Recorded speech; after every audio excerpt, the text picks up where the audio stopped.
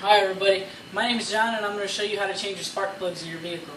Now, normally you're going to want to change your spark plugs about every 15 to 20,000 miles in your vehicle. I change mine when I do an oil change because I have a high performance car and I tend to drive it a little harder than normal people.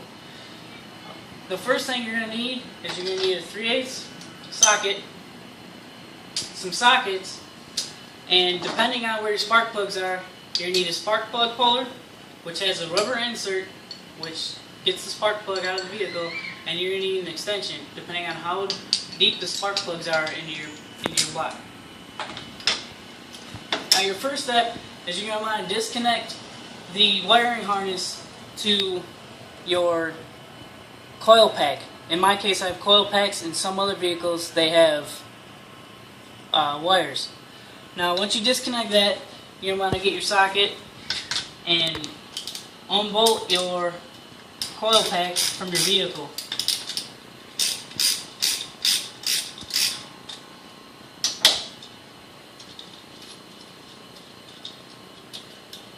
Now once you unbolt that from your vehicle, be careful because there's a rubber boot on your coil pack and it might stick to your spark plug. So you have to be really careful. The next thing you're going to do is you're going to take your spark plug puller and your extension and pull out your spark plugs.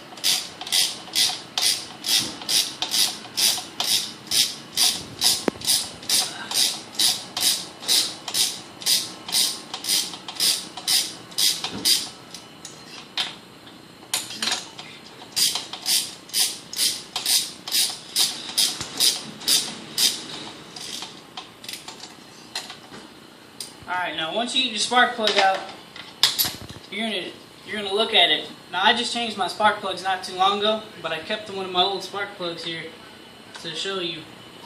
It's gonna have a lot of carbon buildup on it, which is from the cylinders firing. That's how you're gonna know that your spark plug's going bad. Now, after you find out your spark plug's bad, you're gonna go to your local AutoZone and you're going to ask them for new spark plugs to your vehicle. Now, not all vehicles are the same. The spark plugs all have a different gap tolerance when it comes to when the cylinder head hits it so it fires. So make sure that they ask you for your vehicle and the year. Now, after you get your spark plugs, you're going to want to put them back in the vehicle, and you have to remember that you want to remember the order in which you remove your coil packs or your wires for your vehicle. Because if you don't remember how you remove them and you put them on wrong, your car is not going to run right. It's going to want to misfire.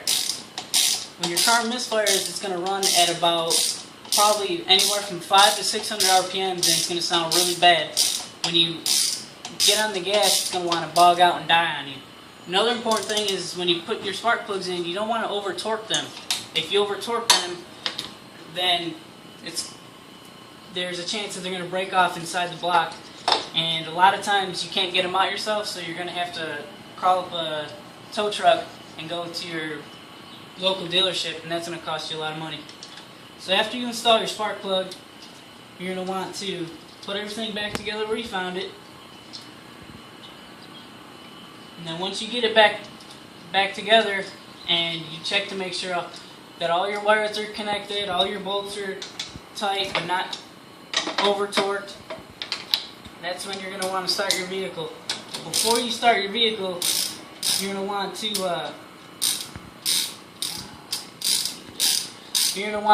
ensure that all your tools and equipment is not underneath your hood of your car. You don't want to get caught up on any spinning fans or belts or pulleys or anything like that. Once everything's back together and you make sure all your tools are removed, then you're all done. To make sure that when you're torquing your bolts down, you don't over torque them and that you have the right sizes for everything. If you don't have the right size, you're going to make your life very miserable when working on vehicles. After everything is cleared from underneath the hood, You're gonna go inside the vehicle. So you start it up to make sure that it's running right.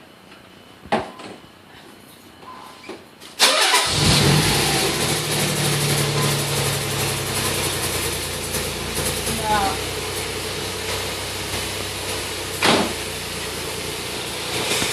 you're just gonna listen to it to make sure that it's not doing anything it's not supposed to do. If you disconnect one of your spark plug wires, your harness, it's going to bog out. If you listen to it, you can tell that it's bogged out, it's not running as strong. And once I connect it back in, it's going to start running stronger than it was. If everything's good, then you take it for a test drive. If the test drive turns out good, then you're all done doing your spark plugs.